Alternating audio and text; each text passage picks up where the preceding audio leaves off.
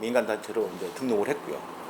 지금은 이제 기후변화 대응에 대한 그린 프라미스 1.5도씨 뭐 여러 가지 문제가 지금 많이 일어나고 있지 않습니까? 남극도 마찬가지고 북극도 마찬가지고 갑작스런 이제 기후 변화가 아니라 사실은 기후 위기 시대에 왔다 이렇게 일명 지금 진행되고 있는데 뭐 정책도 마찬가지로 이제 기후 위기에 대한 대책을 좀 만들고 있지 않습니까? 그래서 그런 그린 프라미스 이제 1.5도씨를 낮춰보자 하는데 어떤 목적성 이걸 가지고 있고 두 번째로는 지구 온난화나 이런 기후 변화 또 더나아가서 기후 위기가 오는 여러 가지 멸종위기 동물에 대한 홍보. 사실 우리가 학생들이나 우리 일반 국민들은 잘 몰라요. 뭘 모르냐? 어떤 게 정말 멸종위기 동물, 대체적인 뭐 북극곰이라든가 평균이라든가 이런 여러 가지 많이 알려진 사실은 이제 이 천연동물 이런 것들은 이제 멸종위기 동물 알고 있지만은 사소한 우리 속에 있는 동물들이 멸종위기 되고 있다는 걸 잘 인식을 못하고 있거든요. 그런 인식에 대한 변화 또는 인식에 대한 교육 또 홍보 이런 것들을 통해서 대국민 어떤 교육 홍보 이런 쪽으로 진행을 하고 있습니다. 제가 민간단체 이제 환경을 우리가 중심으로 했던 말 그대로 민간단체인데 네. 그린을 지금까지 우리 생각해 보면서 뭐 라돈 문제라든가 더 나아가서 이제 그 코로나19로 인해서 다시 환경의 문제가 이제 대두되고 있고 그래서 말 그대로 다시 환경이다. 그래서 그린어게인이라는 민간단체를 좀 조직위원을 맡고 있습니다. 다시 시작한다 해서 그래서 그린 어게인으로 시작. 그렇죠. 다시 환경이다. 네. 뭐 이런 뜻에 의해서 저희가 이제 그린 어게인이라는 거를 브랜드를 만들어서 지금 진행을 하고 있고요. 그동안 이제 그 연구나 이런 것들을 좀 진행해 왔고, 그동안은 이제 대학에서 학생들을 가르치면서 교직으로 있다가 이제 민간단체하고 그동안 교직에 있으면서 연구했던 결과를 가지고 이제 사업화를 진행하고 그래서 그린 어게인 단체 밑으로 관련된 환경기업 또 친환경 제품에 대한 유통 더 나아가서는 이제 그 환경을 이제 국민들이 잘 모르는 경우가 있잖아요. 네. 사실 대대적인 거 뭐 이제 대기라든가 수질 뭐 폐기 뭐 이런 것들은 자세히 알지만은 생활 속에 꼭 필요한 거 생활 속에 알아야 할 환경 문제를 그냥 무심코 지나가는 여러 가지 어떤 뭐 정책이라든가 이런 것들을 홍보하고 이런 차원에서 저희가 환경 운동을 하고 있습니다. 그러면 그린 환경, 생활 환경을 다시 한번 국민 여러분에게 소개시켜준다는 그런 차원으로 생각하시면 되겠습니까? 네, 관련된 교육이라든가 또 홍보, 또 국민들이 잘 몰랐던 아주 사소한 부분 이런 것들을 뭐 홍보도 하고 제품 개발하고 더 나아가서는 대학과 유대 관계를 가지고 더 연구할 수 있는 그러한 조직 운영을 좀 하고 있는 거죠. 그동안 제가 연구만 하고 있던 건 아니고 그동안은 이제 이 홍보라는 거, 교육이라는 거를 강당에 하는 것도 중요하죠.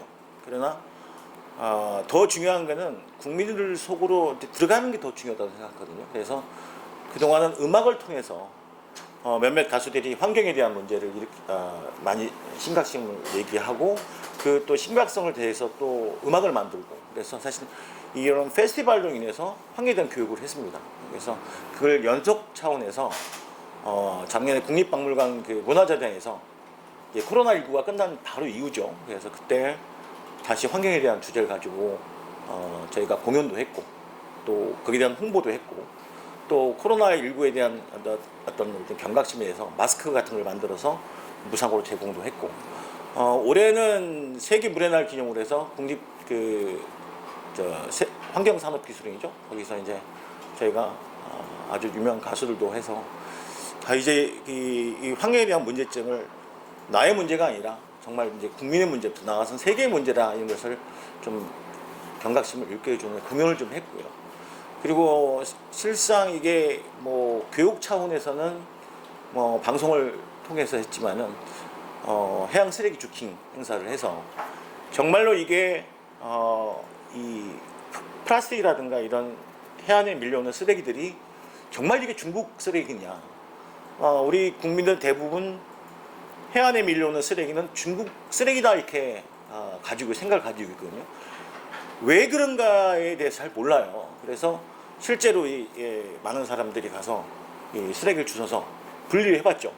뭐 한국 쓰레기, 중국 쓰레기, 그리고 이제 라벨이 없는 쓰레기 이렇게 분류했을 때 거의 7, 80%가 국내 쓰레기였다. 물론 서해안 쪽에도 인천의 근방에 있는 그 섬이었기 때문에 그럴 수도 있겠지만 저 서해 끝에 있는 백령도 같은 경우는 중국 쓰레기가 많을 수가 있죠. 다만 이 서해 근방에 있는 섬들에 있어서는 왜 국내 쓰레기가 70~80%가 되느냐. 결국은 한강 지를 통해서 가까운 섬으로 유입이 됐을 것이다 하는 것을 밝혀내는 한번 계기가 됐었고, 그래서 이런 것들을 쓰레기에 대한 문제점이 아니라 국민들에 대한 경각심을 주는 거죠. 한국 쓰레기가 더 많다는 이유는 중국 쓰레기에 대한 어떤 피해자 지금 코스프레나 이런 것들을 자꾸만 국민들한테 일반 언론에서 계속 얘기하니까 뭐 이게 다 중국 쓰레기다 이렇게 생각하는데, 실상은 그게 국내 쓰레기였다. 국내 쓰레기가 더 많았다는 것을 저 밝혀내고, 뭐 그까지 논문까지 쓸 건 아니지만은 어쨌든 언론을 통해서 그런 것들을 많이 또 제시를 했고요. 저희가 추구하는 이제 지구 위기에 대한 문제점, 또 지금은 바이플라스틱 운동에서 플라스틱을 줄이자, 또 버려지는 쓰레기를 가지고 업사이클링이라든가 뭐 이런 재사용할 수 있는 방법들을 구현해서 버려지는 플라스틱을 가지고 또 이제 업사이클링해서 뭐 담요를 만들어서 어떤 국민들한테 제공도 하고, 또 판매된 수익금은 일부를 또 이렇게 주킹하는데 사용하고 이렇게 하고 있습니다.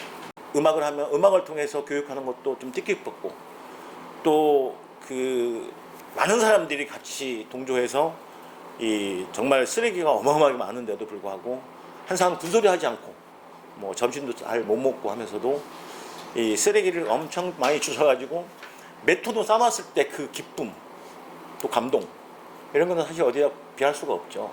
다만 앞으로 좀 하고 싶은 것들은 생활 속의 쓰레기잖아요. 그래서 생활 속에 있는 쓰레기를 가지고 어떤 뭐 미술학적인, 또 저는 더 나아가서는 어떤 공간에 대한 디자인을 할 수 있는 학생들과 전공자들이죠. 뭐 디자인학과 학생들하고 해서도 뭐 예를 들어서 그걸 가지고 뭐 재활용해서 그걸 다시 어떤 뭐 디자인, 또 나가서는 설치 미술, 뭐 이런 쪽도 한번 해보고 싶은 게 앞으로의 계획이 있습니다. 사실 이제 그 환경이라는 문제가 제일 어렵고 힘든 일입니다. 정말 뭐 누군가는 혹자는 이런 얘기를 하죠. 왜 이런 일을 선택했느냐, 직업상. 정말 그 우리 아이들한테도, 우리 자식한테도 대학 입시 볼 때 너 환경 전공해라. 아빠가 이만큼 만들어갖고 왔는데 너도 환경 전공해라 했을 때 아이들의 입에서 뭐라고 나왔냐면 아빠처럼 살기 싫어요 이렇게 나오거든요. 여기 참 정말 누군가는 해야 할 일이고 앞으로도 많잖아요. 얘기가 후손을 위해서 환경을 보호해야 된다, 뭐 해야 된다.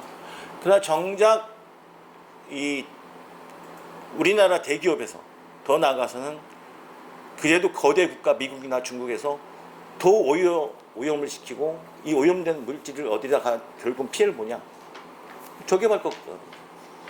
갑작스러운 폭우라든가 또는 이 사막에 눈이 내린다든가 이런 기후의 변화는 결국은 대기업이라든가 더 나아가서는 선진국에서 이렇게 만들어내는 거거든요. 그런 걸 왜 우리는 교육을 제대로 해주지 못했을까, 이런 반론을 제시할 수 있는 거거든요. 그래서 앞으로 본다 그러면은 물론 아까도 이제 설명드렸지만 뭐 폐기물이라든가 뭐 업사이클이라든가 큰 그 환경에 무죄가 되는 건, 대두되는 건 다 알려지고 있는데 소소하게 할 수 있는 것들, 이런 것들을 진짜 잘 몰라요 국민들은. 예를 들어서 내가 버려진 옷이 정말 이 아파트 입구에 보면 매달 매주 쌓이는 쓰레기가 어마어마하거든요. 그거 다 어디로 갈 것인가. 그래서 또 하나는 이제 대국민이 아니라 이제 대정부에 대한 정책을 좀 변화하고 싶다 하는 것도 사실 하고 싶은데, 뭐 예를 들어서 간단히 설명한다 그러면 우리가 요새 폐비닐에 대한 문제점을 많이 갖고 있잖아요. 그래서 뭐 비닐이 썩는 걸 사용한다, 뭐 이런 걸 사용해서 이제 뭐 썩혀서 버리게 할 수 있게끔 하는 그런 비닐을 사용하고 있잖아요. 그걸 또 장려하고 있고. 그러나 정책이 실상은 그걸 가지고 소각 처리해버린단 말이에요. 그 의미가 없는 거죠. 이러한 정책들도 변화해야 되고, 그 변화된 그 정책을 실천해 갈 수 있도록 국민들한테 홍보도 해야 되고 뭐 요즘 환경부도 정책이 왔다 갔다 하잖아요. 페퍼라이트도 일회용 빨대도 사용 못하겠다. 갑자기 사용하게 다시 풀어준다. 사실 환경이라는 거는 부담스러운 일이에요. 그리고 어렵고 그 불편함을 감수해내야 사실 환경을 지킬 수 있는 거거든요. 근데 불편하다고 그냥 사용해라. 정책을 다시 돌아가게 만든다. 그건 뭐 의미가 없는 거죠. 그건 환경에 대한 의미가 없다는 거죠. 이런 것들을 우리가 다시 환경이라는 그리력에는 뭐냐면 불편한 것을 감수하고도 여러분이 지켜놔야 당신들이 말하는 진정 환경이라는 것이 후손에 대해서 당당할 수 있고 떳떳하게 할 수 있다는 것은 뭐냐면 불편함을 감수해라 이런 거를 전달하고 싶어요. 근데 그 전달하는 것을 일반 작은 민간 단체가 할 수 있는 일은 한계에 있는 거거든요. 그 한계를 앞으로 많은 언론들하고도 이렇게 뭐 인터뷰도 해야 되겠지만은 그 맞는 정책, 정말 맞는 이론 이런 것들을 작지만은 생활 속의 환경 문제를 끄집어내서 알려야되겠다. 그리고 앞으로도 그런 것들을 많이 알릴 수 있도록 준비를 하고 또 그런 정책에 좀 필요성이 있으면 뭐 대정부 질문을 해서라도 더 나아가서는 정책을 만들어서라도 이렇게 제공할 수 있는 그런 일들을 좀 많이 하고 싶습니다.